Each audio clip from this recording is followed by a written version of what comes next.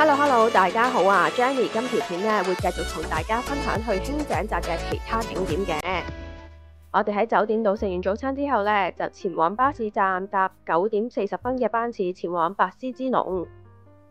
大家上咗巴士之後，記得要拎呢個整理券啊，因為落車嘅時候就會因應你嘅整理券而付翻相對嘅車費嘅。白絲之龍咧距離 JR 輕井澤大概12公里嘅，所以我哋坐咗大概25分鐘過嚟，車費咧係720 yen 嘅。而同我哋搭同一架巴士嘅中外遊客啦都比較多㗎，咁所以落咗車嘅時候咧，大家都行得比較快，希望快啲到達呢個景點。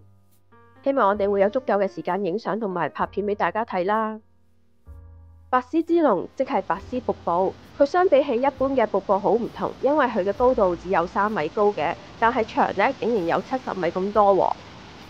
白絲瀑布嘅瀑布水咧，即使係冰點之下，仍然會流動㗎，原因係佢嘅來源係嚟自附近嘅淺間山火山嘅地下水，所以大家一年四季嚟到呢個白絲瀑布都可以見到流動嘅瀑布水。跟住落嚟嘅片段 ，Jenny 就俾大家睇欣賞呢個咁特別嘅瀑布啦。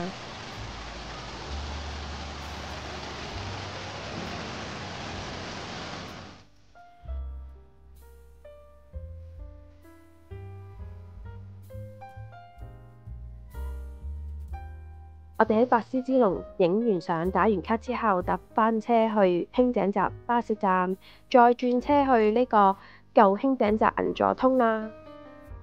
如果大家有留意 Jenny 嘅 YouTube channel 嘅話，就會知道我哋之前已經 upload 咗一條舊輕井澤銀座通嘅片嘅。但係我哋今條片咧主要介紹其他景點嘅，同埋分享一啲之前嘅片，因為片長所限而冇分享嘅相或者片俾大家睇嘅。我哋會同大家分享係 Snoopy Village 裡面嘅茶屋，我哋享用呢個餐點抹茶 latte 同埋銅鑼燒嘅室內同室外環境嘅。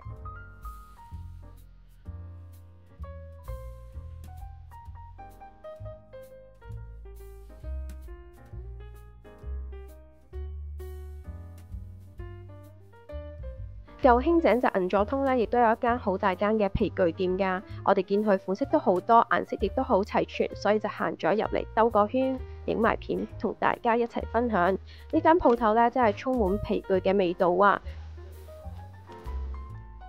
至於 Miffy 鋪頭裏面咧，亦都有好多手信 ，Jenny 都有買到返嚟香港㗎。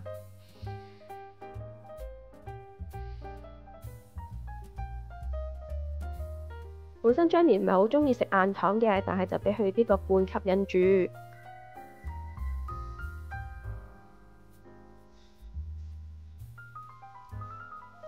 咖啡罐嘅包裝啦，又或者果醬嘅包裝呢，都真係實在太可愛啦。另外仲有期間限定嘅新出品，但係因為太甜啦，所以 Jenny 就冇買到啦。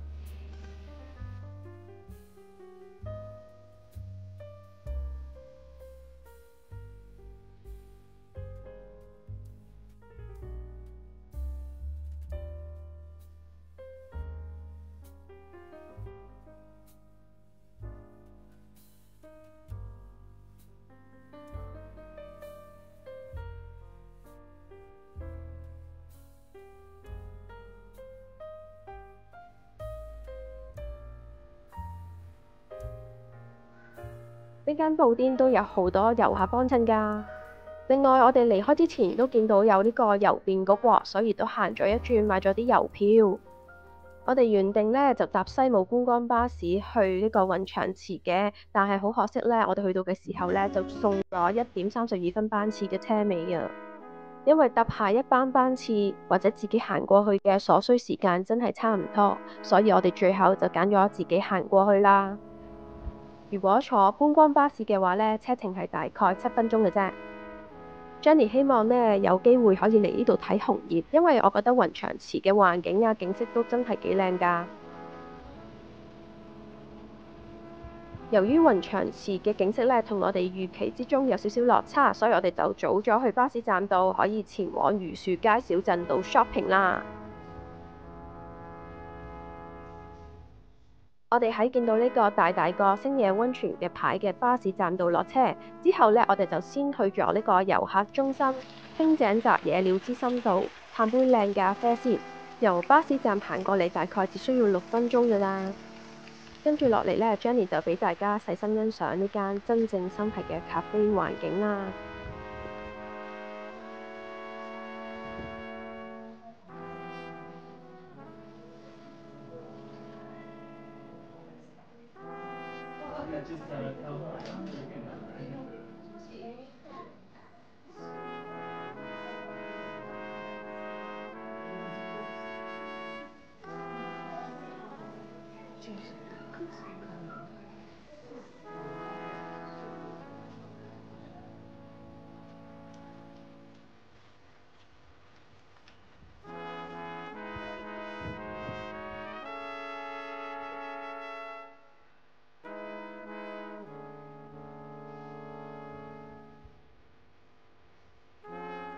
我哋分別點咗一杯 latte 同埋一杯 mocha，兩杯嘅味道呢都係相對地比較平淡嘅，可能大家嚟呢度呢都主要係想欣賞嗰個景色多啲。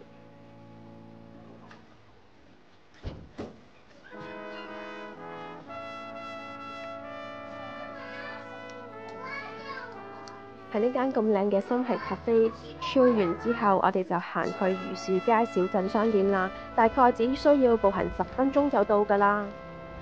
榆樹街小鎮嘅鋪頭或者氛圍呢，相比起我哋頭先介紹嘅舊輕井澤銀座通，俾人有一種北歐嘅感覺多一啲。可能因為佢嘅建築物多數都係以木係為主啦。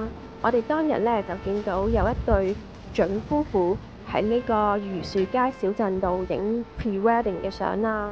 唔知大家有冇留意鋪頭外面呢？大家都有一盞好似鎢絲燈嘅裝飾呢。黃昏嘅時候有夕陽嘅背景，再加上呢個鎢絲燈打落去地面上面嘅柔和燈光，成個氣氛或者個畫面都相當浪漫啊！可能就係因為呢個原因，所以好多人嚟呢個輕井澤榆樹街度影 pre-wedding 相啦。餘下嘅片段呢 Jenny 就俾大家細心欣賞榆樹街小鎮唔同店鋪嘅環境啦。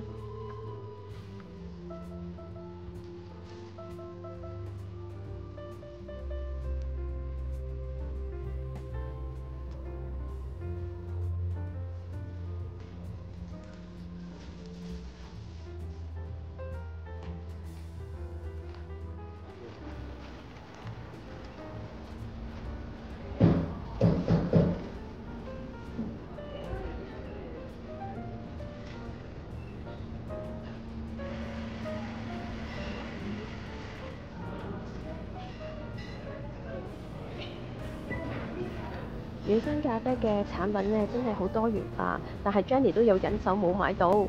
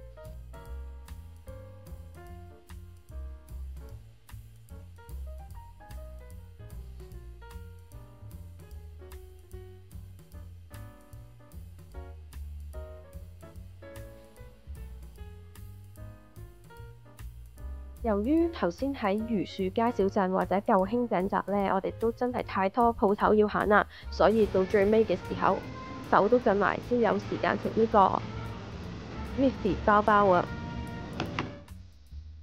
最後介紹嘅就係呢間聖保羅教堂啦。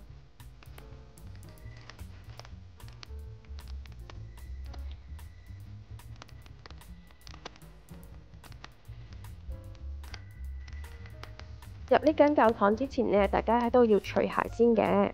當日嘅天氣都比較凍㗎，隔住襪咁樣行喺呢個地氈上面呢，都有少少凍，同埋覺得有啲濕。但係呢，裡面嘅環境都真係幾靚㗎，好溫馨。Jenny 呢就冇又喺度影相打卡啦，反而呢係喺度好好咁樣享受呢個寧靜嘅片刻。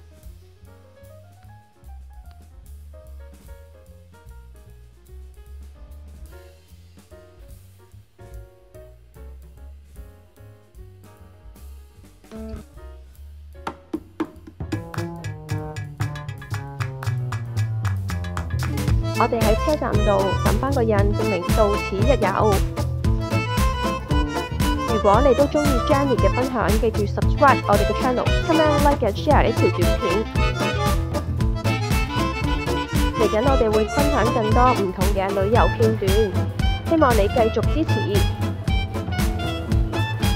多謝你嘅收睇，下次再見，拜拜。